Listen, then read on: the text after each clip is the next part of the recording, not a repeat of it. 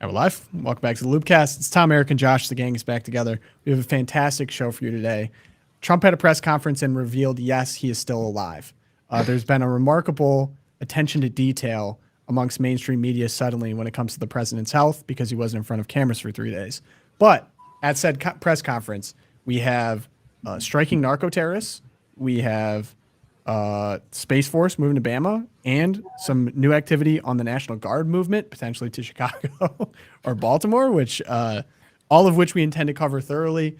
We also have a photo op of Father James Martin with Pope Leo that a lot of people are up in arms about. So we're going to cover that and the reactions as well. And then we do have some nothing updates. Too controversial today, in other words. Okay. Nothing too crazy. You know how it goes. Also, happy anniversary to the Treaty of Paris, according to our very educated and handsome chat. Treaty of Paris, 1783, was signed today, officially ending the American Revolutionary War and making official the independence of the United States. Josh, how do you feel about that? Hey, my ancestor fought in that war, so I love it. You're one of those heritage Americans Josh that were so worried about? Josh loved it so much he dressed up for this. Josh dressed up today. I'm an 11th century American. Amos Mercer fought for the Pennsylvania militia in the American Revolutionary War. So when all that buzz was going about, every time they get talking about the English crown and something this and that, I'm like, oh, don't bore me, brother. My ancestors took up arms against these guys. They would have had my rebel scum killed, but we won. So there we are. There we go. Star Wars references. I like it. And yes, Paul, I am the headmistress because our academic year has begun. We launched all 5 grade levels yesterday. It was very exciting. Beast. And so I saw someone was in 15th grade. Yes, that would be Miriam. The kids insisted that the oldest Ahern be acknowledged, and they counted, and they're like, "Oh, Mom, she's in 15th grade," and so we had to put that on them. And then someone was still working on their doctorate. Is that you or Todd? That would be the baby. Oh, the baby. Oh, okay. Very precocious. Very precocious. He's still working on naturally. Naturally, no surprise there. But before we get into today's episode, we have a new sponsor. The sponsors keep coming, and I'm very excited about this one. Yes. Super excited about this one. Welcome Ave Maria Mutual Funds. Okay, so now more than ever, Catholics want to align their investments with their moral beliefs. And a great way to do that is by investing in the pro-life, pro-family mutual funds from Ave Maria. The professionals at Ave Maria have a morally responsible investment philosophy that's aligned with Catholic teaching. In their search for attractive investments, they apply moral screens to eliminate companies that engage in support for things like abortion, pornography, or embryonic stem cell research, or that make corporate contributions to Planned Parenthood. An advisory board composed of prominent Catholics meet regularly to guide the fund's choice of moral criteria. Since its founding in 2001, Ave Maria has become the largest Catholic mutual fund in the United States. It now manages over $3.8 billion in assets for Catholics and other investors who have pro-life and pro-family values. Start your morally responsible investment journey today by visiting it's avemariafunds.com/loopcast in the link below. The good people at Ave Maria will send you a free information kit. You can also get the kit by calling 1-866-AVE-MARIA and use the promo code LOOPcast. That's 1-866-AVE-MARIA or clicking the link below. I think we made it, guys. Hey, something I was saying too about the Ave Maria Mutual Funds, the Schwartz family involved with this wonderful Ave Maria Mutual Funds. And they are really good benefactors too, as well, to lots of important Catholic charities. So in addition to just having a good moral investment, the guys that run the shop, they're give of their own money, their own personal money to really good charitable causes. So they're walking the walk. They get the double thumbs up from the Loopcast. Boom. Dang. Man, we made it. It's crazy. I can't believe some of these sponsors. I'm still not used to it, but sick. Thank you, Ave Maria. Appreciate the sponsorship and making the show possible. Someone's throwing shade on you. We're like, we'll just sponsor Erica. We're like, it's only a few more cents to sponsor the whole show. Good point. Yeah. All right, let's talk press conference. So yes, Trump is still alive. And I separated this into a few topics today, but the first one would be this Venezuela strike. So On September 2nd. Are we going to go to a little bit more on the like him almost dying or whatever? Like, what was the deal with that? We are, but that was my good news because hold it. Oh, all right. Hold it. I would like to get into actual news as opposed to fake generated news by Blue Sky Anons. We will cover the fake news, of course. We got Blue Skies. Yeah, Blue Skies. So Venezuela Strike on September 2nd, a U.S. naval airstrike hit a small vessel in the southern Caribbean, reportedly operated by a Tren de Aragua gang, resulting in 11 deaths of gang members. Secretary of State Marco Rubio affirmed the strike targeted a vessel operated by a, quote, designated narco-terrorist organization.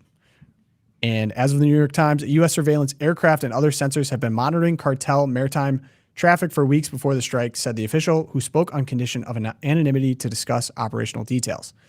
And as I noticed too, the strike is a pretty astonishing departure from traditional drug interdiction efforts. In the past, U.S. authorities have focused on seizing drugs and identifying suspects to build a criminal case. And according to an anonymous source, there is much more to come on this. Trump, of course, came out in front of this. He put it out in a tweet, which I can share here. And I will remind, we did designate Tren de Aragua as a terrorist organization. Right. That's why this is such a big difference. Yeah. Mm-hmm. Remarkable change in approach. We're not prosecuting. We're eliminating. Yeah. Earlier this morning this is a Trump truth here. U.S. military forces conducted a kinetic strike against a positively identified Tren de Aragua narco-terrorist in the Southcom area of responsibility. TDA is a designated foreign terrorist organization operating under the control of Nicolas Maduro, responsible for mass murder, drug trafficking, sex trafficking, and acts of violence and terror across the United States and Western Hemisphere. The strike occurred while the terrorists were at sea in international waters, transporting illegal narcotics, heading to the United States. The strike resulted in 11 terrorists killed in action. No U.S. forces were harmed in the strike. Please let this serve as a notice to anyone even thinking about bringing drugs into the United States of America. All caps, beware. Thank you for your attention to this matter. All exclamation points. Like 16 exclamation points. Yeah. Classic Trump. I mean, it's a start. I mean, like, it's time to start realizing that some of these states, these governments are really just, narco states. They're just run by drug cartels. The person who's in power is just, completely unwilling to stand up to these ruthless international regimes that are, that are really calling the shots. And so, I mean, who really thinks Mexico is a completely free country? Who really thinks Venezuela is a totally free country? Mm-hmm. You have these cartels, you have these gangs that are running the show. And, what's happening is that people are being smuggled across the border, drugs are being smuggled across the border, and then, in the open seas there of Venezuela as well. So, the patience from the West is growing thin. Yeah, my patience is gone. I mean, pretty much. And this is coming from someone that's, as I've mentioned many times on the show, very careful about what we get our military involved in. But you made the point, Josh. I think back to like the opium trade, and we're essentially in like a 21st century version of the opium trade, where there's countries that are clearly not run by the figureheads. So they get to pretend, we're trying our best, yada, yada, yada, Mexico, whatever they want to say, when clearly they're run by the cartels. I think it was like over 100 people running for office were murdered in Mexico while trying to obtain office. Clearly that's not a country run by politicians or their government. Not a democracy. So they get the benefit of saying, well, we're not doing it really. And then not a democracy in the true sense. They are not ruled by the people. They are ruled by their gangs. Yeah, absolutely. And so if gangs are inside of our country, infiltrated, responsible for the death of Americans, either by drugs that they bring in or by actual murders, in which, like even the argument of ICE agents having to stay masked up and they want them unmasked. I mean, they're clearly afraid for their lives for the type of people that they're deporting. This needs to be done. It should have been done a long time ago. If you don't have the stomach to protect your own people, what are we doing? In the LOOPcast, at the beginning of this term for Trump, how Secretary of State Marco Rubio kind of was foreshadowing the change in U.S. foreign policy away from a lot of adventure in the Middle East and more towards keeping this hemisphere much more in manage, like the Monroe Doctrine. Like we didn't want European powers coming in and running, bringing their civil wars and their world wars from Europe, that continent, into Central and South America.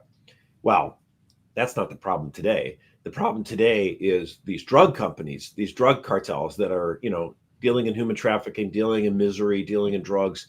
They're the ones that are controlling a lot of these governments. And so, we need to crack down on this. And you would think this would be a unifying force. I think the American people are going to be very supportive of this.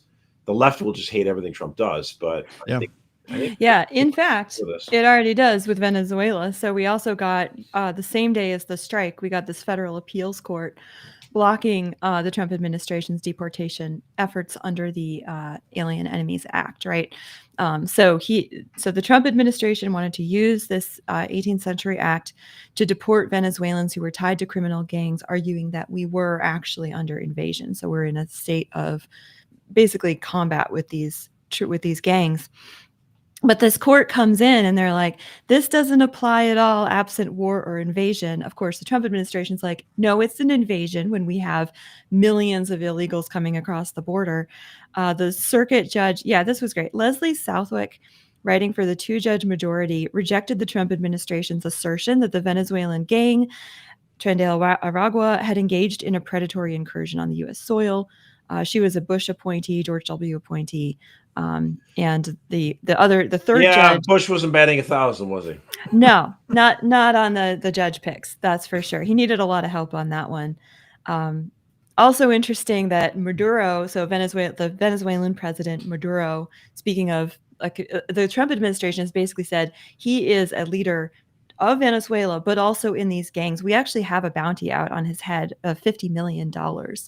Now, meanwhile, he comes back after the strikes yesterday and he's like, this is an incursion on national sovereignty. And he starts playing the sovereignty card and how I'm the ruler of an independent republic and I'm going to call up in arms in Venezuela. Right. But the strike happened in the Caribbean.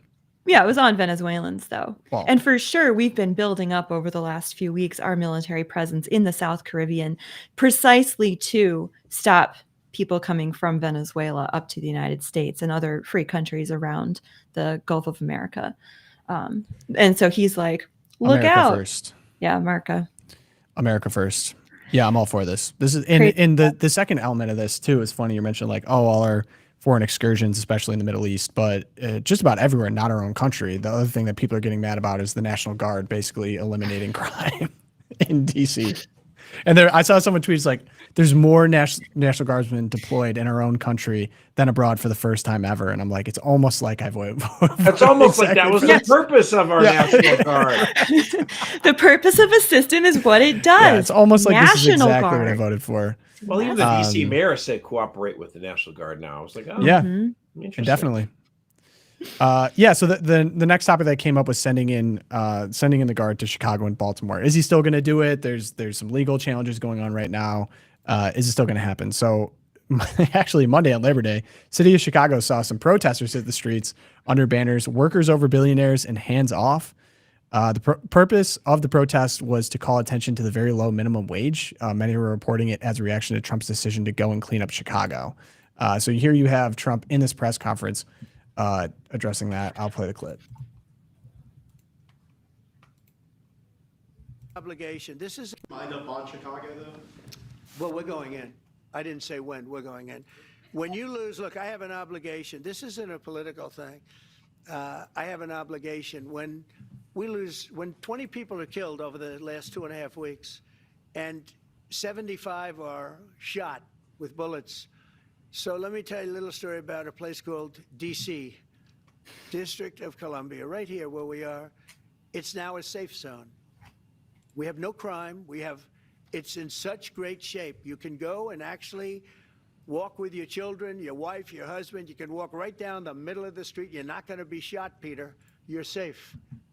Everyone likes you anyway. They probably wouldn't do it. Peter Ducey. So yeah, he's not stopping. Safe, Peter. We're going in. And JB Pritzker had something to say about that. Here he is in his made himself a martyr. This clip on viral on Twitter. You're going to hear people, especially this past weekend, 54 shot, 7 dead. Yeah. They're going to say the city's not safe. Would you ask your friends to ride the L after midnight or after 9 o'clock at night even to come down to the city from O'Hare? Look, big cities have crime. There's no doubt about it. But let's just pay attention to what President Trump is doing targeting Chicago. He's overlooking red states that have much higher crime rates. I love this. I love this. Yeah, you keep going, JB. You know, the talk about red states and blue states, that's what Gavin Newsom said. He's like, what? Crime's not that bad in, California. Let's look at St. Louis, which is a city in a red state. It's like, right. It is a deep blue city in a very, very red state and has a ton of crime. I mean, we want to have this conversation. We can have this conversation, but, everyone, I mean, again,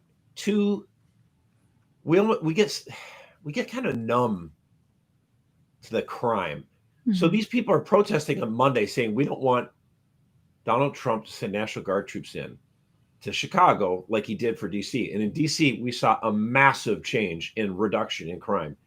Well, what happened in Labor Day weekend, as that person, was getting at? There was a lot of crime. There was a total of 39 people were shot in 33 separate shootings between in Chicago alone between Friday from 6 p.m. till just before midnight on Monday night. And in fact, you had a 28-year-old man killed just after 6 p.m. Friday. He was outside when 3 people approached on foot and fired shots, striking him multiple times. He later died in the local hospital. A pair of 15-year-old boys also were killed. A total of 6 killed in Chicago over Labor Day weekend. Now, we rightly are horrified at the shooting that happened at Annunciation Church because they're totally innocent. I mean, they're inside of a sanctuary. They're inside of a church. They're praying when the killer comes up to them and murders them. Now, some of the murders in Chicago, let's say, over this past Labor Day weekend, some of them may have been gang violence, could have been related, premeditated. Whereas the one in Minneapolis where they're praying in church feels completely absurd, completely irrational. But are we still just too numb to big city crime? I mean, look at the governor there. J.B. Pritzker, his company made billions and billions of dollars selling pharmaceuticals. The guy, I mean, he's insane. And it's like, what, his sister? He's not getting shot. Isn't Pritzker, they're the Hyatt hotels, like Family Fortune? Yeah. Yep. Mm-hmm. And so, you look at that and it's like, oh, well, all big cities have crime. Just sort of like hands up like that. Yeah. Why do we just sort of accept that? Like, does it have to be that way? This is the thing. This is why the left hates that the leader of, was it Nicaragua? I always forget his name. Oh, Bukele. Yeah. He's El Salvador. Because he proved that crime is a choice. Yes. Is a policy choice. Obviously, you're not deciding whether or not a person commits a crime. You create a framework of incentives. And if you punish people harshly, people are like, you know what? I'm not going to take the risk. I'm not going to commit the crime. So crime in Nicaragua goes down to like practically zero. And everyone's like, I love this guy. This guy's great. Because they're so used to death and destruction and theft and murder. And they just are like, wow, this is the way it is. That was the biggest thing about Rudy Giuliani. And all these big cities had tons more crime. Los Angeles, New York, Detroit, all through the 1980s. And Giuliani's in New York. He's just like, it doesn't have to be this way. Right. It doesn't have to be this way. Hello. We can start putting people in jail. Yeah. What a concept. I wanted to look into, because now people are questioning the legality, and there was just another ruling actually from Stephen Breyer's brother, Charles Breyer, back in the news. But did this work in LA, right? Yeah, but my first question is, did this work in DC? Like, what did this federal cooperation with Mayor Bowser work? And so, I mean, based on what I found, the Capitol has seen an unprecedented 12-day murder-free streak. Story from Tuesday. All other crime stats have been down as well. Over the last 14 days, total crime has dropped 11% citywide. Sharp reductions across the board, including robberies down 42%, assaults with a deadly weapon down 13%, carjacking down 85%, car theft down 24%, violent crime down 25%, and property crime down 10%. I have a post, and that's from the DC Police Union that shares all these stats, Rosie, if you want to throw it in the chat. And we have full stats below that as well. But even to the point where DC Mayor Muriel Bowser, we kind of alluded to this, signed an executive order requiring law enforcement to cooperate with federal troops. In addition, she announced the creation of the Safe and Beautiful Emergency Operations Center, which will continue to work of the federal troops in post-emergency. And I even saw, I think it was like J.B. Pritzker lost Morning Joe, who did a 180 on this. Yes. And this is kind of my thoughts as well, too. And I wonder, there's just a lot of political gamesmanship going on right now. But if the priority is actually public safety, I think this actually is not a dumb approach. So I'll play that clip, and I feel like it captured my thoughts on this. Chicago that see this, as you say, we've been reading about this for years now. Every weekend, and maybe crime has gone down. But, we had the mayor of Chicago on last week saying, oh, we don't need any more police officers. Police officers aren't the answer. No police officers. I think he said no 5 times. You look what's happening this weekend. You look I actually think that J.B. Pritzker should do something radical. I think he should pick up the phone, call the president, and say, and I know, you don't have the constitutional authority to deploy the National Guard here and to police my. You can do that in D.C., you can't do that in Chicago. But let's partner up. These are the most dangerous parts of my state. We would love to figure out how to have a partnership that's constitutional, that respects the sort of balance of federalism between the federal government and the state government. And let's work together to save lives. Because right now, just hey, nothing to see here moving along. No problem here. Hey, Donald Trump, we don't need you. And, the mayor talking about we're going to protect people's dignity in our city. Well, protect their lives. That's protecting their dignity. It would be radical for us to figure out a way to actually do what I've been saying from the very beginning on Washington, and that is seeing politicians creating partnerships that protect their people. 100%. Yeah, so that's not going to work. I actually agree with him. That's not going to work. Sorry. Josh is out on this? But wouldn't it be nice if it did? Go for it. Go for it, Josh. He's asking one of the leading potential 2028 Democratic presidential candidates to put forward a policy proposal that would cooperate with Donald Trump. Not going to happen. I mean, Gretchen Whitmer is kind of angling that way. She's about the only one who's actually trying to do that. She's signaling to Trump. I mean, she did the whole held up the binder, in the White House. That's kind of embarrassing. Not here. But she's now not actively running against Trump. Instead, she'll cooperate with him on some things because she realizes you got Gavin Newsom, who's got a ton of money and a lot of energy right now in the 2028 field on the Democratic side. J.B. Pritzker, he is, I'm overweight. That guy is a massive fat slob. He's got 100 pounds on me. Hey, dude. And here's the deal. He's got more money than anybody. He has, billions he can spend on his own campaign. So he will be a formidable candidate in 2028. There's no way. So those two white guys are going to compete against each other for who's going to be the biggest fighter. So there's no chance that they're going to say, okay, I'll work with Trump and say, well, see, we did it my way. We kept the people safe in Chicago, but we did it constitutional. What? You're telling me that the Democratic primary voter is going to be cool with that? I'm sorry, not a chance. What happened in the immediate aftermath of this past presidential election? We all talked about what we thought was going to happen. And what are the Democrats going to do? Are they going to moderate? No way. Not a chance. They are not going to do it. They felt like they missed it by this much. And if it's just a fluke and they got to defeat this guy, well, he's not up for election anymore, and they'll get back to normalcy. See, they consider the last 4 years under Biden normal, right? That was to them normal. Nauseating. Where they have the boring guy on top, and then all below is run by blue sky psychopaths. Right, but Josh, you're talking about political gamesmanship leading up to 2020. You're talking about political gamesmanship leading up to 2028. You can't work with Trump. But can't you say that this, to me, this whole thing is another smart 80-20 issue on Trump's behalf. Trump can come in and say, hey, I want to make your city safer for you, your citizens of Chicago, Illinois, et cetera. And then you get to watch J.B. Pritzker and Brandon Johnson say, no, thank you. I'm not going to work with you. That's a point in the direction of the current administration, and therefore say J.D. Vance, Marco Rubio in 2028. So now, why give him that point? Republican presidential candidates in the past would say, why bother? It involves a whole lot of risk. Something could go bad. And it's not like a bunch of, in these inner cities, you're talking about a lot of minority voters, mostly blacks. And blacks are never going to vote for Republican anyway. So what's the point? I'll just stick with the suburbs and the white people who use their turn signal and pay taxes, blah, blah, blah, blah, blah. And Trump's like, no, screw this. It's stupid, right?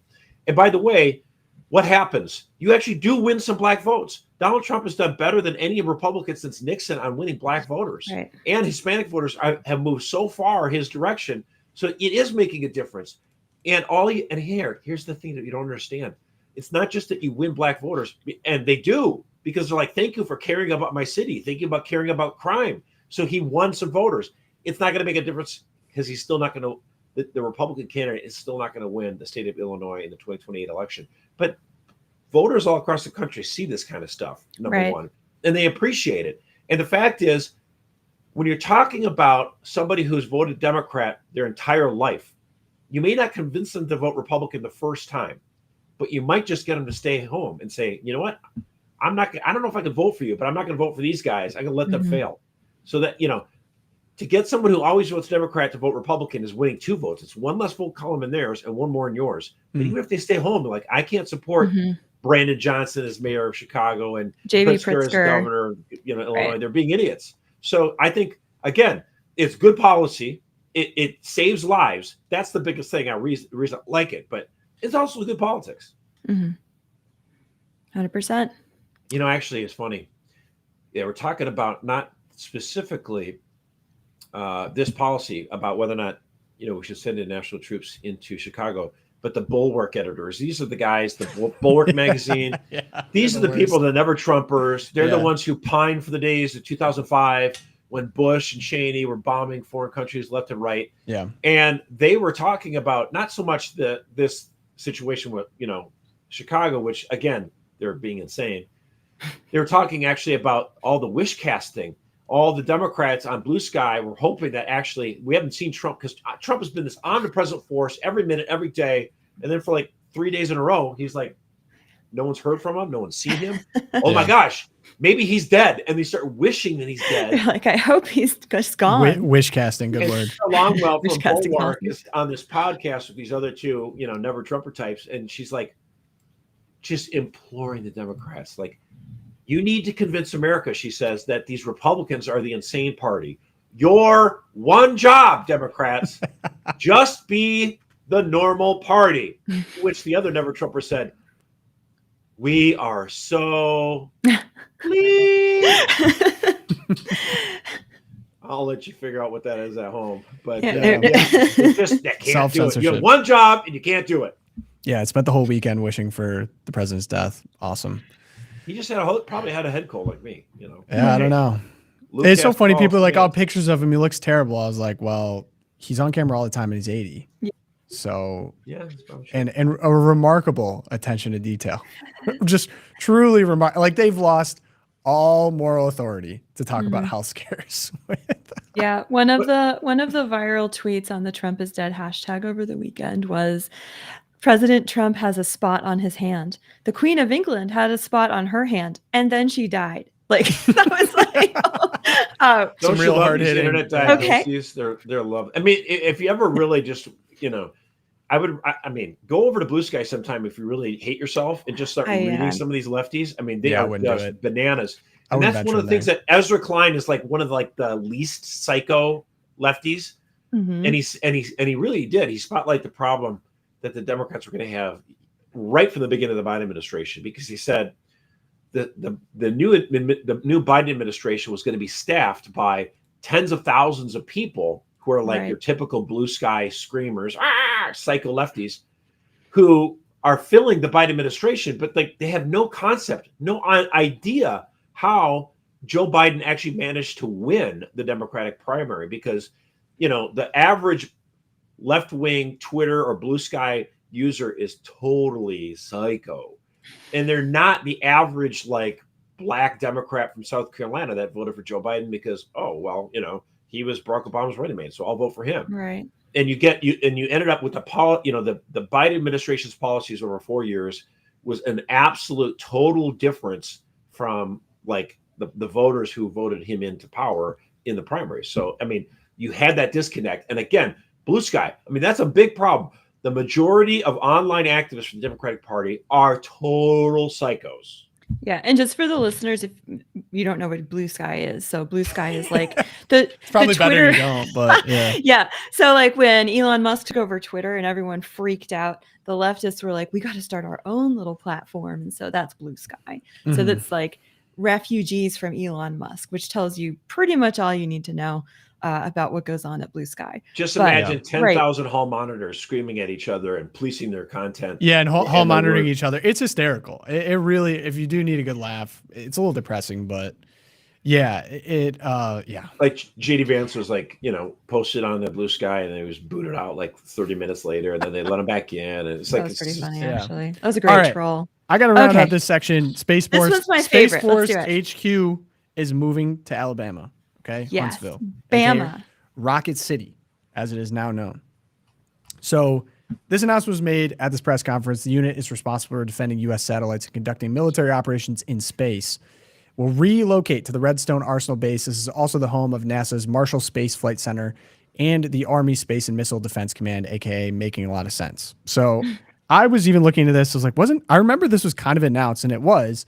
This is after years of political jockeying between the two states, Colorado, where it is currently at, which was supposed to be a temporary home, but didn't end up being, and is now Alabama, Huntsville, where it will be. So there's a lot of reasons for why it was for Huntsville. It was actually the Air Force's choice back in 2021. Things like infrastructure capacity, community support, and cost effectiveness. Estimated cost is a big thing. 426. Denver is growing very fast, and it's getting very expensive. And land is a lot cheaper in Alabama. So it had a $426 million in savings compared to Colorado. But in 2023, President Biden reversed this decision, making the Space Command's temporary HQ in Colorado its permanent home. It was investigated by government watchdogs, which found that the Air Force preferred Huntsville and believed it to be a more cost-effective location, but Spacecom leadership worried about losing civilian personnel during the move and undermining military preparedness. That was like the official line that they said. Or whatever. Bull. I mean, really. Bull. So here's the big picture. It's estimated the move will bring about as many 1,800 jobs to Huntsville, an influx of dollars from Uncle Sam to local contractors, while Colorado's economy stands to lose $1 billion per year. That's according to their local chamber of commerce. And interesting, Trump did throw in a dig at the end that Colorado's reliance on mail-in voting played a big factor in his decision. So both states were pretty upset about this for a while, fighting over this crown jewel. I wanted to look in the last time a government agency was actually moved. And this is just the headquarters. I guess it's not the full agency, but the last time a major government agency was moved was actually the Bureau of Land Management. This was finalized in 2020. It was moved from Washington, D.C. to Grand Junction, Colorado. Yes. And the move is controversial. Why? Because 90% of the staff opted to leave the agency or work remotely out of the nearly 600 employees relocated in the new office. Because they wanted to stay in D.C. They didn't actually want to be in the interior of the country. Exactly. Which the agency is responsible for land management. Yeah. Where is the land? Colorado. Hello. Yeah, Idaho, I love this too. Colorado. I was like remembering back when we were covering the NEEP scores and the educational outcomes. I think that moving to Alabama also puts Space Force and the Air Force in the heartland of the renewal of the American education system. That's because true. If you remember when we looked at the results of those standardized testing across the country and adjusted for things like demographics, actually Alabama, Louisiana, Mississippi, states that people who are from DC and Colorado love to look down on as like those dumb rednecks. Those students, the kids living in those states, are actually doing better in terms of literacy and mathematical ability. So if we're looking at the long haul, the future of the Space Force is probably coming out of Alabama, not Colorado. Well, it's hysterical that people give Alabama a hard time as if they're somehow dumb hicks when the majority of our aerospace comes out of Alabama. Like, does anyone know anything about what goes on in Alabama? No, they don't. It's kind of new and trendy for California and Illinois to make fun of red states. They're like, well, they are net takers instead of net givers. I'm like, I feel like this isn't a winning national argument if you have national aspirations to just make fun of significant portions of the country. I mean, I guess they're probably never going to win them, but it didn't work out for them in 2024. So you guys just keep pressing that button. Well, there's also just the aspect where Donald Trump has in his mind, look, the Democrats reward their friends and punish their enemies. Why, if that's the game that they're going to play, why are we neglecting to do this? And so his idea is Alabama is a great state full of patriotic people and they vote the right way. Why, if we're going to create this new agency, why don't we have it in Alabama? And it's not for nothing. I mean, like you said, they have the space camp there in Huntsville and other stuff. So it's not like he threw a dart on the board. Right. So there is actually a good reason for it. And there is benefit to the taxpayer, as we said, because it is cheaper. Yeah. So, but yeah, I mean, it's like, he picked that state instead of Vermont. Oh, yes, he did. Yeah, it's interesting too. Like it actually is closer to the original political system that we inhabited, say the spoils system. Josh, are you familiar with that? Yeah. Oh, yeah. Where basically the political party in charge would get to appoint literally everyone in the government, and so there was a reform on that, civil service reform eventually, where they had more of an established federal workforce, which has since ballooned into what we now affectionately call the deep state. So there's issues with the previous system, but to your point, I think there's a They're weird, at least responsive. yeah, but there's a weird recency bias towards, oh, everything has to be quote unquote neutral, and there needs to be these federal servants that are there forever because they somehow know better than the American people. And like And they to need what to be you said, independent. right? Exactly. But actually, the only thing that we can control now as American citizens really is the presidency and somewhat of our elected representatives now. And I voted for him because I supported him, and therefore his decisions as. So for my ability to make change through my vote in the country is actually bolstered by what you're describing, and is actually closer to the original system we had, the spoils system, which again, not perfect, but there was a point to it. The point is We need a hybrid. change. We do need we need a hybrid system where, like civil employees are not just like, fired for no reason or at all, but we do need have accountability in these agencies through the executive. You mentioned the MEEP scores, by the way. Someone put up a billboard in Minnesota. I thought it was pretty funny. Minnesotans pride themselves on being very smart, and there's always this Minnesota nice, and they decided to kind of like, this is an encouragement to have school choice in Minnesota. It's like, Minnesota nice, Mississippi smarter. little billboard warfare. Let's teach kids to read. I mean, this awesome. Minnesota billboard warfare. Man found that pretty funny. That's awesome. But before we get into the good news, Erica, you had. All right. Yeah, we have our friends. Did you know, home title lock, here we go. Did you know that American homeowners have over $32 trillion in equity? That's a lot. And criminals are targeting it with a growing scam the FBI calls house stealing. It is what it says it is. Scammers can transfer your title out of your name using a one-page document they file at the county. Then they can take out loans against it or even sell it behind your back. And the scariest part is you won't find out about it until collection or foreclosure notices start arriving in your mailbox, leaving you with a financial and legal nightmare. Sounds like it. So what to do? The best way to protect your equity is with Home Title Lock's exclusive $1 million triple lock protection. The service offers 24/7 monitoring, urgent alerts, and if fraud should occur, their U.S.-based restoration team will spend up to $1 million to fix it. Fix the fraud, restore your title. So, when was the last time you checked on your title? If you were like me before I heard about Home Title Lock, the answer is never. And that is exactly what scammers are counting on. The good news is we here at LOOPcast have partnered with Home Title Lock to offer you all 60 days for just $1. Click the link in the description below or in the chat and use our promo code LOOP60 to get 60 days for just $1, and you'll also get a free title history report to ensure you're not already a victim. Sounds like a deal, so make sure you check out the $1 million triple lock protection details when you get there. Click the link below and promo code LOOP60. Mic drop. There we go. Excellent. Everyone is just silenced by the amazing app. Everyone should check that out. On to good news now. Erica, you're up.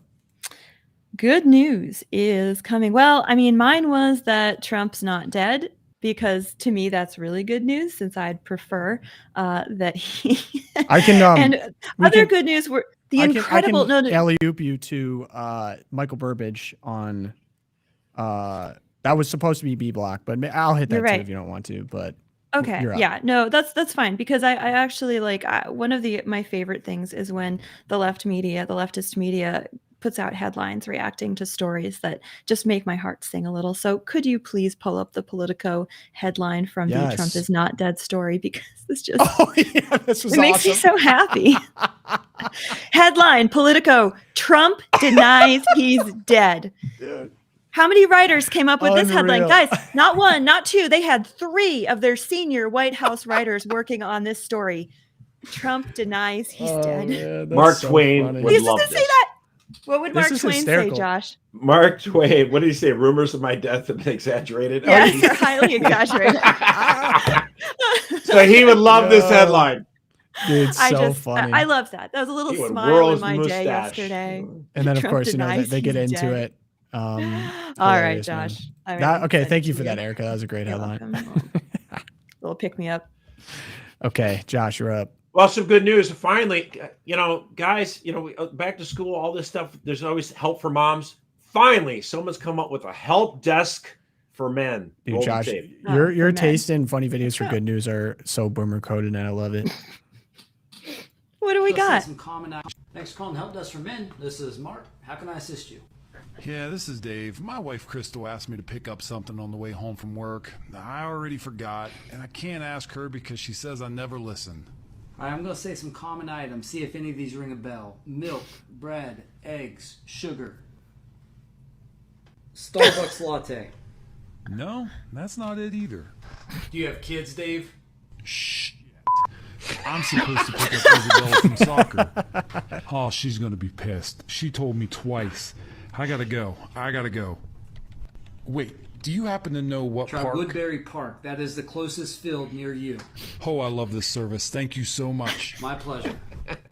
Are you saying this is useful for you, Josh? I'm not saying it's not. Maybe this is the next Catholic Vote product. What do you think, Josh? I'm just saying. Oh, Josh giving advice on a hotline. I love it. The Josh hotline. I mean, that's a no-brainer. It would legally tough. Solid bangers. You know what I mean? Yeah, that might have to be like an off the books. You'd have to have a lot of disclaimers, but Right. it could be really funny Could be fun. and helpful. Okay, Right? Mine is, I can't remember if this is in the loop or not. We shared it around internally. And first off, you know, I'm from Michigan. I got a lot of love from the UP. So just a cool highlight. This was actually done by a publication, Bridge, Michigan, by Lauren Herberg. She wrote an article. So not like Catholic per se, but there's a UP bakery in the UP, the Upper Peninsula. Thank you. It's run by monks, and it offers pastries and prayers is the headline. And I want to scroll through. The pictures are really cool, but the story on this is that in the 1980s, two men from Detroit moved to the Keweenaw Peninsula. Josh, you know where the Keweenaw Peninsula is? I do know where it is. Yes. It's about as far north as you can go.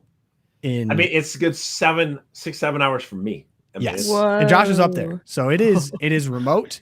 There's a lot of trees in the UP and a lot of snow. So if you guys like those things, that's actually, I believe, inspiration for them to go up there. And to support themselves, the monks started selling fruit preserves and baked goods at a shop they called the Jam Pot. And the Jam Pot still exists today, and it's run by two monks. Today, people come from all over the world to visit the Jam Pot, which was voted number 5 on the Bridges Michigan Dreaming Ultimate Summer Bucket List. And I loved the pictures, and the story of the monks is so cool. Let me see if I can grab. Yeah, here's a picture of one at work here. But so this guy, Father Ambrose, he came up to the Keweenaw Peninsula decades ago when he was a teenager with plans to study accounting at Michigan Technological University, as my father's alma mater. The summer before his freshman year, he started working at the Jam Pot and decided to skip college and join the monastery instead. Father Nicholas and Father Basil drew him in. Those were the two founders. They were very holy men dedicated to the life. They were very hardworking, very genuine, and very sincere. These days, the monastery has 3 monks. Father Ambrose wakes up at about 4 a.m. and prepares the chapel for morning service. Morning prayer lasts about 2 hours. The monks eat breakfast, and then in the summer, they start their days at the Jam Pot around 9 a.m. They get help in the shop from 4 secular staffers. Jam maker Matthew Cazal is one of them. He said when he got the job, he expected the monks to look and act like the ones he'd seen on TV. He thought they might have taken a vow of silence and the bald head with 1 ring of hair around. The tonsure. And he said instead he found just a bunch of great normal people he can laugh and joke around with. And Father Ambrose said that ideally they'd have about 4 more employees and 5 additional monks. We're severely understaffed right now. It's just a hard time to find workers and actually men who want to dedicate themselves to the monastic life. Many people are coming here because they want cookies or want a muffin, but there's many people who come and they're passing on prayer requests, Father Sergius said. He recalled a man with cancer who came in with his wife and asked for the monks to pray for him. The couple returned later to tell the monks that he was cancer-free and thank them for praying for him. There's a larger mission to even the bakery, Father Sergius said. I'm not just here to support us, but it's also a way we can be praying for people and interacting with people as they travel this beautiful part of Michigan. I saw it as a really cool story. Yeah, Jam This pot is looks almost awesome. like an ad for this order. But the thing is, we're very generous here at the LOOPcast by, by talking about this wonderful, group of monks. All we ask is if your heart is so transformed that you want to join this monastery and you answer God's call, just send some of those cherry jams to the LOOPcast. Okay, that's all we're asking. Shout what a out! beautiful Shout place out! to live. It's Wow. called the Poor Rock Abbey, and they were actually drawn to. And first off, the food looks insane. Look at this. I I mean, mean, this could be the rest of your life. Take guys. my money. Look at Yeah, that. take my sons. seriously, That's they got great. stuff you can get online. It looks so cool. That's pretty Beautiful awesome. over here. And they were drawn to that part of Michigan because they said it was like a desert, a very cold desert with a Very lot of the cold. snow. And it's it's super remote. If anyone's ever been to the UP, you know. Yeah. But when I find stories like this, I love to highlight them because I think we just did a spiritual retreat and it was so refreshing to me. And it just gave me so much respect to the young men starting to become priests there, but then also people that take the next step and they live a monastic life of prayer. Which I think, especially after what happened in Minnesota, we're going to do a longer video addressing the entire situation. But Bishop Michael Burbidge had a great response to what happened. And even as I was sitting in Mass on Sunday, and I was looking at our beautiful stained glass at our church downtown, like it just struck me. I was there with my family, and bullets could have came through there, and I couldn't help but see the Minnesota event as like my family, like my people, like people that are attending Mass, people that have their kids there. And yes, like it could happen to me. And, anything could really happen. I guess that's kind of the point. Like prayer, I want to read exactly what. We had a bounce here at my parish in the last 2 weeks. Oh, real. Wow. Yeah.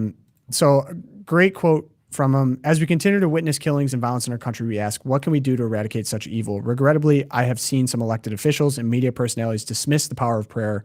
We alone cannot bring peace to the world. Only with the Lord is peace possible. Christians do not consider prayer as a substitute for action. Rather, we recognize that prayer is the foundation for all good and holy work. Prayer is also a means by which we grow in relationship with God and even plead with Him to reform our broken and wounded hearts. Thus, we must never tire of praying fervently for the precious gift of peace that our world, nation, and communities need in abundance. And I think he specifically addressed the situation. At the heart of every social issue is the human person. We have become afraid as a society to speak about the crisis of persons who manifest delusions far removed from reality and are dealing with temptations and inner torments. We must acknowledge and respond to the crisis of mental health in our country. Those who violently take the lives of innocent children surely have severe mental or emotional health challenges. So often, such persons demonstrate behaviors that are alarming and routinely go unaddressed. Out of love for them and others, we must speak the truth, name the issue, and provide the mental and emotional support needed prior to their acting out in ways that harm themselves or others. As faithful citizens, we can promote peace through acts of charity and compassion, accompanying those who struggle and suffer, and encourage growth and virtue in our communities. Above all, we can and must pray with daily fervency, calling out to the Lord, striving to remain close to Him, and asking Him to grant us all the peace only He can give. So shout out to the monks at Poor Rock Abbey and other religious listening to this. And I just know that my response to the event, I think, and just being in Mass the next day after, was just being really grateful for prayer, the sacraments, the community. Yeah, I love you tying that into the monks there, because the beauty of the Catholic faith for me, and thinking a lot about this with the prayers and thoughts and comments and all the, the headline and the politicians saying, oh, don't tell me about your prayers and like, let's take action. The beauty of the Catholic faith, and the bishop says this so much better, that prayer has to be the foundation of all action. And for those of us who are laity in the world, we're really busy. We have multiple kids. We work these jobs. We're like super busy. It is hard to pray without ceasing. But because we're part of the body of Christ, we have this powerhouse of prayer. These men and women who every day, every hour of their lives has been dedicated to the spiritual battle and the spiritual warfare going on, and the value of prayer.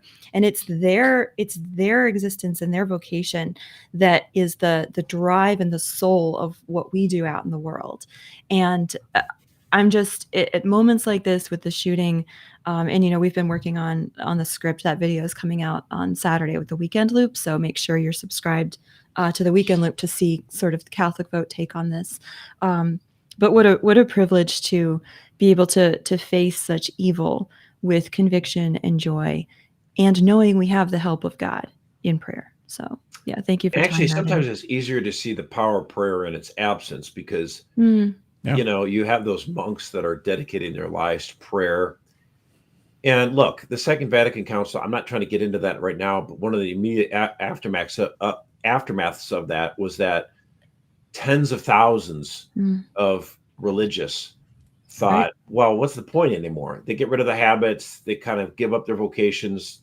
A lot of them just It goes left. social justice warrior, yeah, like Or action. they devoted themselves to, you know, social movements or political movements, Right. and a lot of that interior life, a lot of that devotion and prayer was gone. And so the sheer number of people that had devoted their lives, you know, to worshiping God and dedicating themselves to prayer and to pray for the world, that shrank in dramatic fashion. And what have we seen in the last 50 years? But Yeah. explosion, you know, in evil. So, Yeah, the most obvious of that, I think, was the nuns. Like everyone had a nun teach them, my grandparents' generation, and now there are no nuns teaching for the most virtually, part. Virtually, yeah. I mean, not in the way that it was before.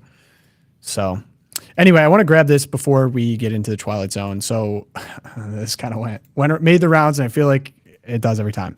On Monday, Father James Martin met with Pope Leo XIV in a private audience. Father Martin was in Rome leading a pilgrimage with his LGBTQ plus ministry outreach. There's no record of what was said in the meeting, but Father made a very positive statement on his X account. He also met with a nun who I think was known for heretical beliefs too. I'm not sure her name. The Pope did, yeah. So I'll read his message. Dear friends, this is from Father James Martin. I was honored and grateful to meet with the Holy Father Pontifex this morning in an audience at the Apostolic Palace and moved to hear the same message I heard from Pope Francis on LGBTQ Catholics, which is one of openness and welcome. I found Pope Leo to be serene, joyful, and encouraging. For me, it was a deeply consoling meeting. Please pray for the Holy Father. A lot of people upset about this. A lot of people saying Pope Leo is just a continuation of Pope Francis. Anyway, I just wanted to get our takes on that while I saw this go around and what's going on. I mean, I don't know what is there a take of? I mean, the Pope meets with lots of people every week. Why does this?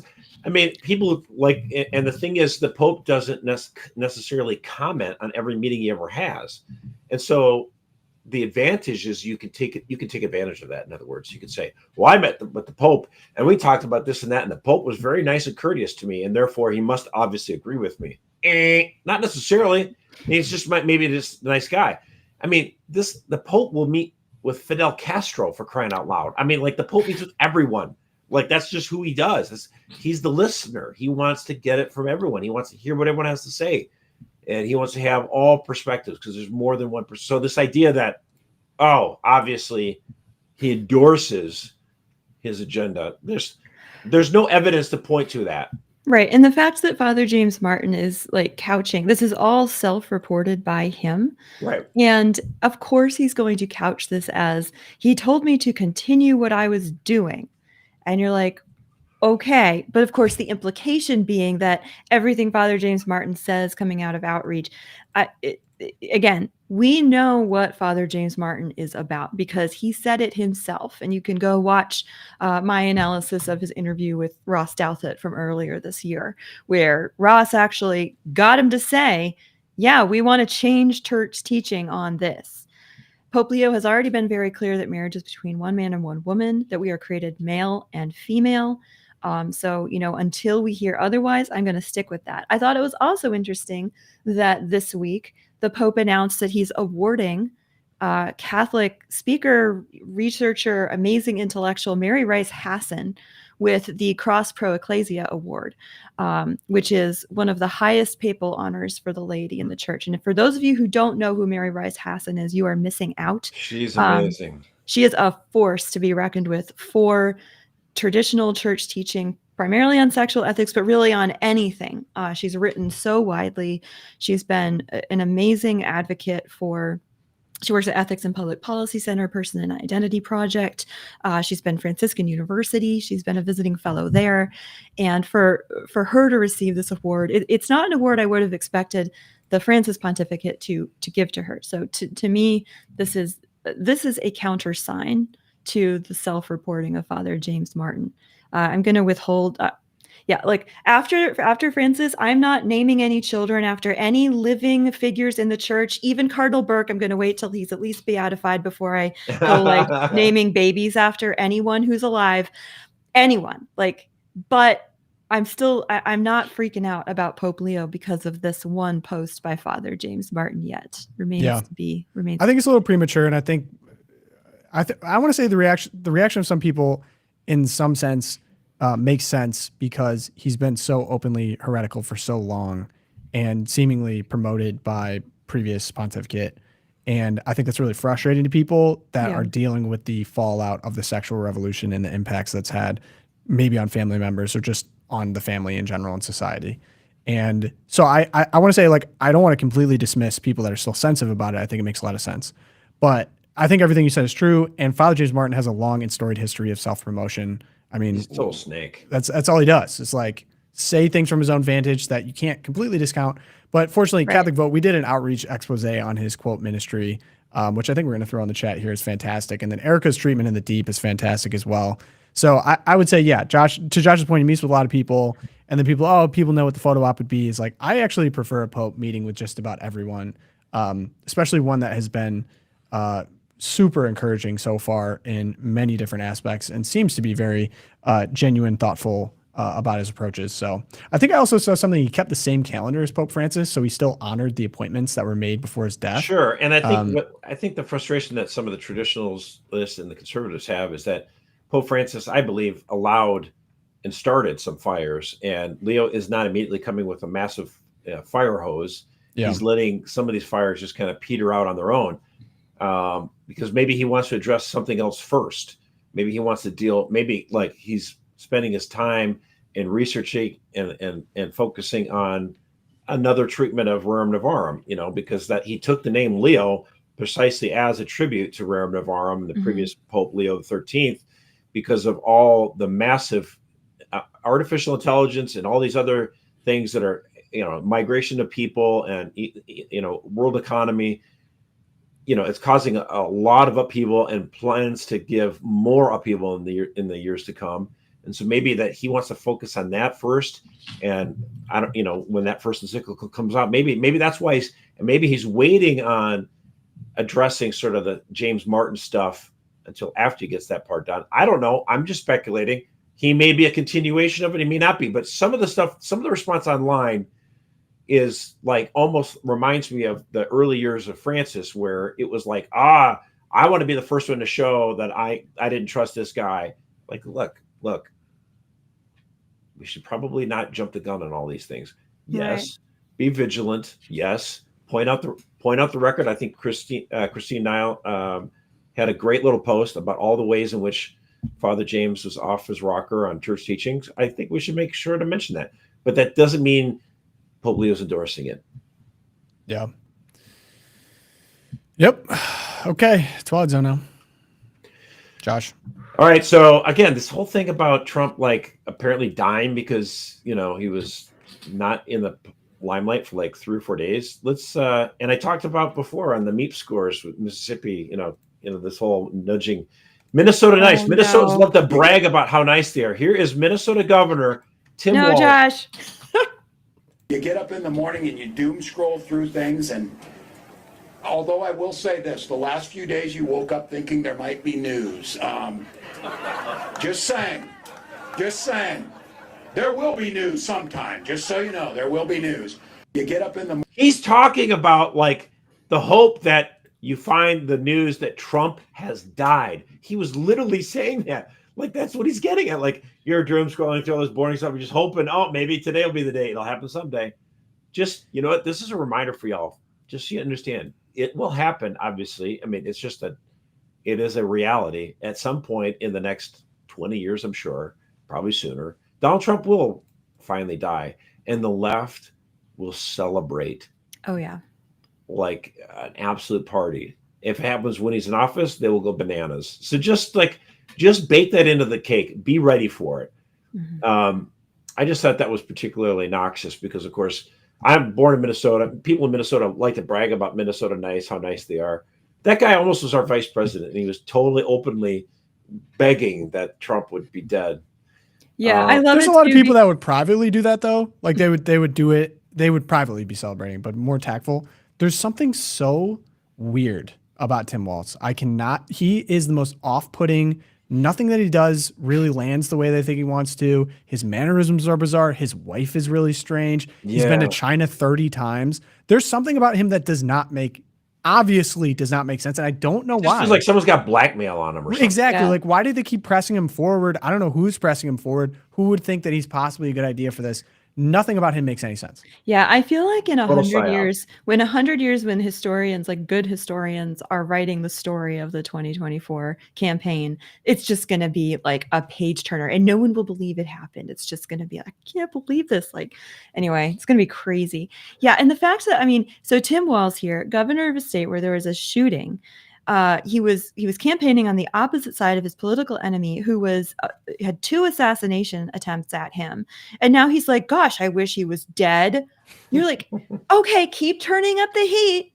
I mean, keep calling for him to die because the crazy people who listen to you are like, the party of civility wishing for someone's death.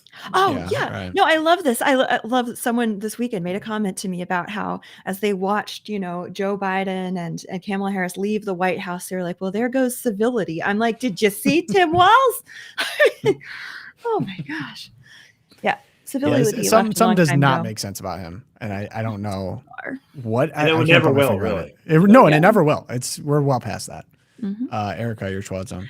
Yeah, I'm actually going to grab Josh's as a sort of teaser for Friday here. We had this picture coming out of Belgium this week as well. Guys, we're going to dig into this on Friday live show. Me, Tom McCluskey, and Josh Mercer, because Pogo's off like celebrating a wedding anniversary or something. Whatever, guys. Yeah. We're going to dig into Europe. This is just a preview. We have this image from the tomb of the unknown soldier. I believe this is in Brussels, Belgium. Yeah. And here's the eternal flame. And we have a migrant in the background with like bags of trash and like his, shopping bags. Yeah. And we have a skillet over the eternal flame cooking what appears to be maybe eggs and shrimp. This is sort of the ultimate sacrilege that you can do. I mean, this is a tomb to an unidentified Belgian soldier who perished in World War I.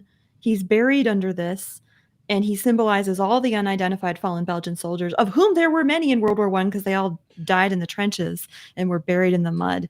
And now we have the wave of illegal migration, not only so much that, okay, here's a guy who has not assimilated into European culture and has no respect for our symbols, but also that the local governing authorities, the people who are supposed to care for our Commonwealth and the heritage of this nation, they didn't care enough to keep it from getting to this point. Yeah. There's a bunch of things here. I have conversations with people on just mass migration in general or immigration. I just think this is not a good setup for the country or the immigrant. Yeah, because how could this immigrant, especially if he doesn't speak the language, doesn't understand the culture, doesn't understand the history, know any different? I mean, he probably doesn't know. Or maybe he does, or he has some sense of that, but he's not properly integrated. There's no path for him to be immigrated. It's just when you do this, there's a massive influx of people. You're setting him up to fail, and you're setting the country up to fail. And then what does it say about the country that you don't even have the guts basically to defend your tomb? Or maybe you should feel like you shouldn't have to, but because of what's happening with migration, I guess you have to now because there's people that don't understand or have the proper reference. I mean, just such a mess all around for everyone. Mass migration does not make sense for anyone. No, country or the immigrant. I mean, just imagine if like 1,000 years from now, archaeologists uncover this whole place and they realize all these graves that are marked and they all have they could figure out, they all pretty much died around the same time. And they were all like 18, 19, 20 years old. Yeah. They were like, wow, these must have been a lot of soldiers that were all buried. And they could see the names of so many of them in the fields there in the graveyard. Wow, this must have been, maybe this was that great war, the great First World War. Maybe, or is it the second one? No, I think it was the first. And they're like, who is buried in this big edifice with this looked like it was a torch and just a grand surrounding? Was it like the king or was it the president, the prime minister? and they're looking and they're trying to identify the language, and it's like, oh, here they decode the language and figure out, okay, now we think we understand this language. Oh, here is buried someone whose name is known only to God. Like, oh wow, they've given this guy who they don't know the name of, and they're embarrassed that they don't know the name of, but they're so proud of his service that he sacrificed his life to save the country, that they're giving him a high place of honor like you would like a pharaoh or a king. Yeah. And this guy puts his damn frying pan on the torch to cook his meal. I mean, this is what I'm saying. Like, there's a book that came out about 40 years ago, Jean Raspail, called it The Camp of the Saints. This book was so controversial. Guess what? It's coming back into print. And his quote was so perfect for this moment. He said, your universe has no meaning to them. They will not try to understand. They will be tired. They will be cold.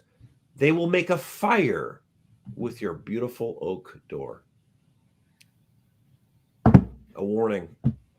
Yep. A warning when you import millions of people into your country that don't share your culture, don't share your law, don't share your traditions, don't share your faith. You wake up to a new country. And so people in the wake of like the school shooting in Minnesota, they're like, oh my gosh, why do we have guns? This is terrible. This is horrible. It is horrible. But you look at Britain, where my ancestors left in 1692. Yeah, they don't have any guns anymore. And they get arrested for sharing memes on Twitter. So pardon me if I actually love my country, love my traditions, love my freedoms, and I'm going to fight for them. You darn right I am. And I do respect that person as a child of God. But yeah, I'd have some words. I'd have some words with him. Flip some tables. I know so many people who have lost their lives or were marred or maimed fighting our wars, a lot of the wars that were pretty stupid, some of them good and justified. And to me, it's just, this image just speaks volumes about the disconnect between the elite in our countries, in the Western countries, who hate us. Yeah, it's not a good situation for anyone. And then people are mad at Eric Schmidt. Oh gosh, yeah, that was going to be my other one. We're going over a little bit here, but yeah, Eric Schmidt gave my favorite banger of an address at NatCon just yesterday, talking about how America is a homeland, and the Puritans came here and they established a homeland with their blood, sweat, and tears, and the immigrants came here. Winter soil. There we go. Yeah, let's do it. Let's do it. Why not? We got a minute. Continental Army soldiers dying of frostbite at Valley Forge. The Pilgrims struggling to survive in the hard winter soil of Plymouth. The pioneers striking out from Missouri for the wild and dangerous frontier. The outnumbered Kentucky settlers repelling wave after wave of Indian war band attacks from beyond the stockade walls. All of them would be astonished to hear that they were only fighting for a proposition.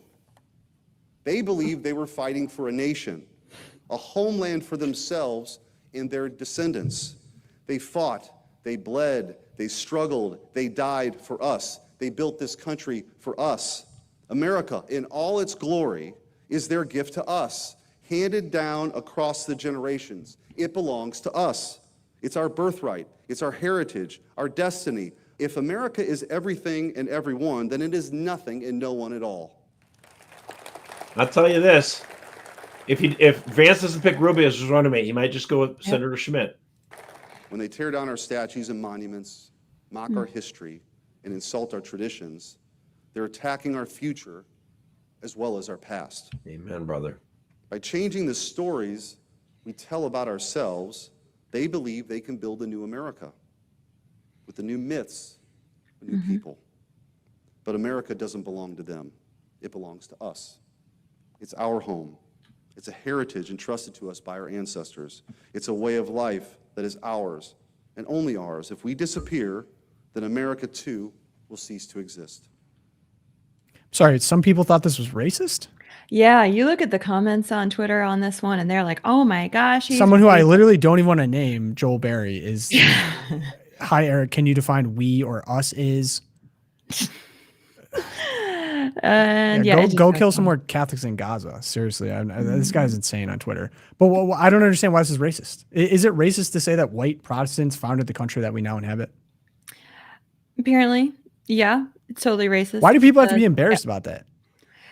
Well, we have this like Dances with Wolves version of history where every American Indian was, loved the earth and loved everyone. And it was just an innocent victim. Right? And that there were no tribes like the Iroquois that were totally savage. I mean, again, there's like a pendulum here. It's like you had this history in America, like maybe in the 1850s, where we did nothing wrong ever. We were wonderful. That's not the answer. But the answer we've gotten in the last 50 years is America is evil and everything it ever did, and everyone else was right, and we were totally wrong. That's also dumb. Right. Yeah, but maybe to get more academic about it, and Erica, you could round this out. But if we believe that America, the country, was one of the first in the world, and actually the longest continuous running on the same system, close to the same system, was the first to tie the good of the inhabitants, the citizens, to the common good, and not it was just a class of elites or rulers and then everyone else. And that system that we've inherited has blossomed into the America that we have today based on those principles that are now universal and we all share. I don't see why that, maybe if you look at it that way, that wouldn't be a problem, but it's just not looked at in that way, or it's not understood to be that. Yeah, I mean, two things there. I would say that there have been other systems of government, non-democratic, that were based on the common good and a friendship between ruler and ruled, namely the feudal, some iterations of the feudal system in medieval Europe and Christendom, right? That's what Aquinas is describing, what happened there.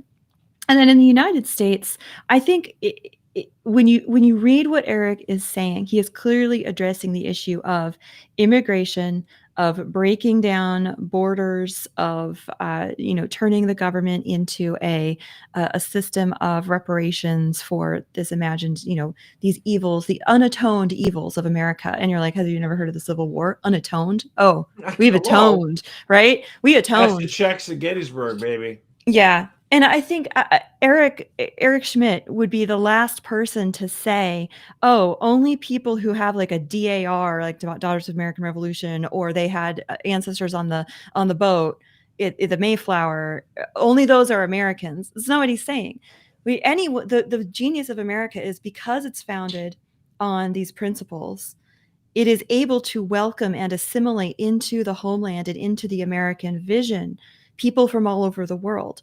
But that doesn't mean that it's just a free for all. And you come in here, you don't have to assimilate. You can just turn America into whatever your vision of the Commonwealth is. Like, look at, mini Somalia. You marry your brother, make millions of dollars. And that's not part of your whole community. Yeah, why not? That's not the American homeland. So yeah, people are welcome to come here who are not yet Americans and to become part of America. But they have to acknowledge that America already is. We already are here. We have been here for over 250 years. Right? Yeah. And if you are to come here, you are coming to join in that great endeavor, right? Doesn't matter what color you are. I mean, I'm sure Eric Schmidt would be like Friedrich Douglass, great American, because he made America more of what she was meant to be. She became more herself because of Friedrich Douglass. She became more herself because of Harriet Tubman, right? Well, America is one of the first countries to get beyond ethnocentrism through its own principles in the Declaration of Independence and the Constitution.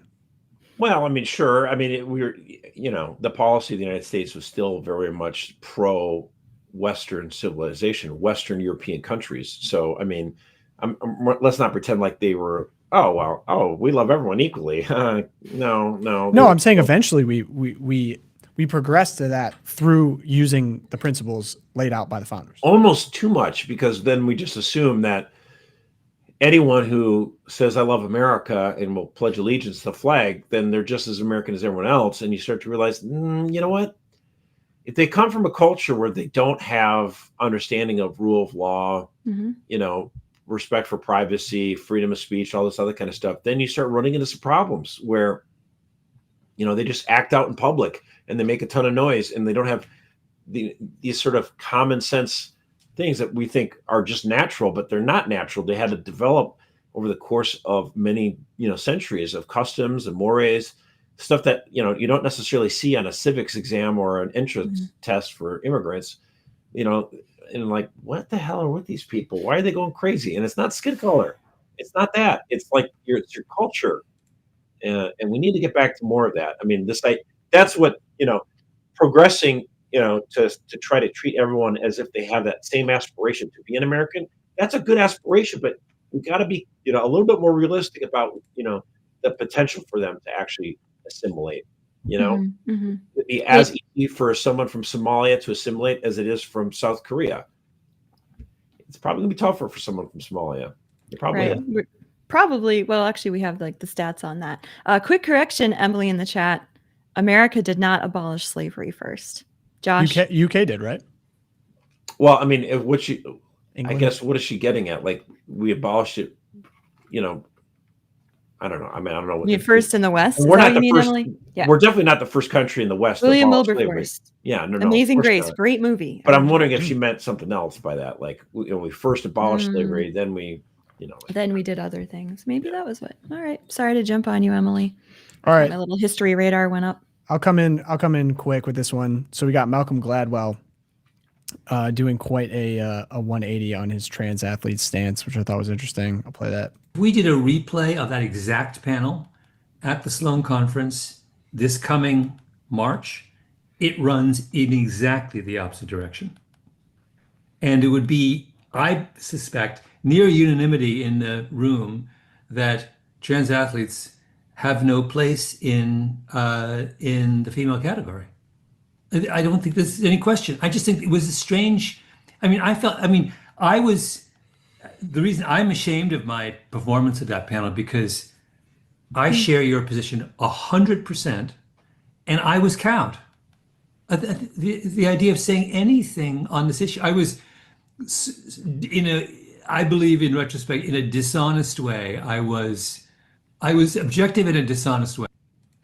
Objective in a dishonest way. Now, I like some of. Well, I mean, I guess I wish you'd be more honest. Like, I follow the herd mentality. Right. Like, look, there's no crime in that. Like, conservatives do this too on certain things where we just follow the herd. Let's say. That's the point I would like to make, because Michael Schellenberger, who's done a great job on this issue, I think made the best point on it. Like him or not, Malcolm Gladwell is one of the most influential and financially successful journalists in the last 30 years. For him to say he was too scared to say men don't belong in girls' sports shows both how totalitarian the MSM is, mainstream media, and how chicken-ass the MSM journalists are. I pretty much agree with this, because if you go back to 2019, the infamous Megan E. Murphy tweet getting banned for saying men aren't women literally got her perma banned and ostracized from just about everywhere. And she's what is she, a radical feminist? It's not like she was some kind of like not with me on many different things, but this is one thing she wasn't giving up on.